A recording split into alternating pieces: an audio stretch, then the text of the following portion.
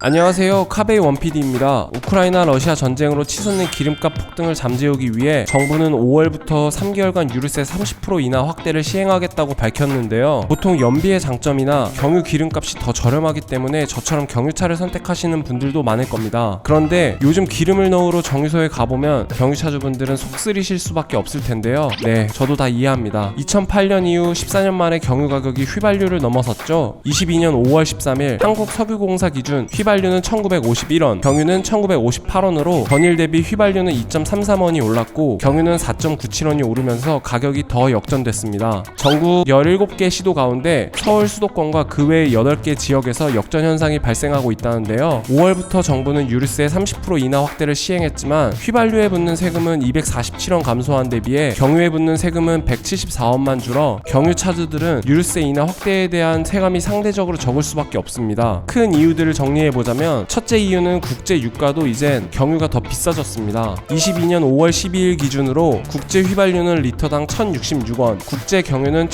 1,133원인데요. 22년 1월부터 엎치락 뒤치락하다 5월 현재 국제 경유가 50원 이상 차이를 내며 앞서고 있습니다. 두 번째 이유입니다. 여러분들도 아시다시피 우크라이나 러시아 전쟁 관련한 이유도 가장 큰 이유 중 하나인데요. 코로나 여파로 유럽 정유업계는 경유 생산량을 줄였는데요. 상황이 나아지면서 경유 소비도 크게 늘어났습니다. 그러다 유럽에 있던 경유 재고가 최근 5년 중 최저치를 찍게 되었는데 엎친 데 덮친 격으로 러시아 우크라이나 전쟁까지 벌어진 겁니다. 전체 경유 수입은 60%가량을 러시아에 의존하고 있었는데 전쟁으로 인한 러시아산 석유 제품의 제재가 가해지면서 수급까지 꼬여버린 겁니다. 유럽 경유값이랑 우리나라랑 무슨 상관이냐? 반문하실 분들도 있으실 텐데요. 간단하게 설명드리자면 우리나라의 기름값은 싱가포르 현물시장 가격을 기준으로 하는데요. 유럽의 유가 현물시장 가격이 오르니 미국과 아시아 현물시장에도 영향을 준 겁니다. 이미 많은 나라들이 경제적으로 깊이 얽혀있고 그중 영향력이 큰 유럽의 수요와 공급에 차질이 있자 전세계 시장에 영향을 미치지 않을 수가 없는 겁니다. 그럼 여기까지 큰 이유들을 알아봤고요. 그럼 경유 가격 미국처럼 휘발유보다 더 비싸지는 건가? 물어보신다면 아마도 경유 가격과 휘발유 가격은 다시 평년 수준으로 돌아갈 것으로 보입니다. 그 이유로는 우리나라의 산업 구조상의 이유도 있는데요. 아까 말씀드렸다시피 유류세 인하에서도 휘발유가 더 많이 감소했었잖아요. 그 말은 경유에 붙던 세금 자체가 더 적었고 승용 차량도 있지만 경유는 화물차나 건설 장비에 주로 쓰이는데 만약 경유 가격이 이렇게 계속 비싸진다면 물류 배송과 건설 비용이 굉장히 크게 오르고 물가 상승이 굉장히 심각해지면서 사회 전체적인 혼란이 올 수 있기 때문에 정부 차원에서 적절히 대응하지 않을까 싶습니다. 물론 그런 상황까지 오지 않길 빌고요. 우크라이나 러시아 전쟁이 보다 빠르게 해결이 된다면 원유 가격은 빠르게 제자리를 찾을 것으로도 보입니다. 지금까지 기름값 때문에 속 쓰린 원PD의 경유 가격 역전에 대한 내용이었고요. 내용 유익하셨다면 좋아요 한번 부탁드리겠습니다. 주변에서 유지비 듣고 전기차가 자꾸 아른아른 거리는데요. 네,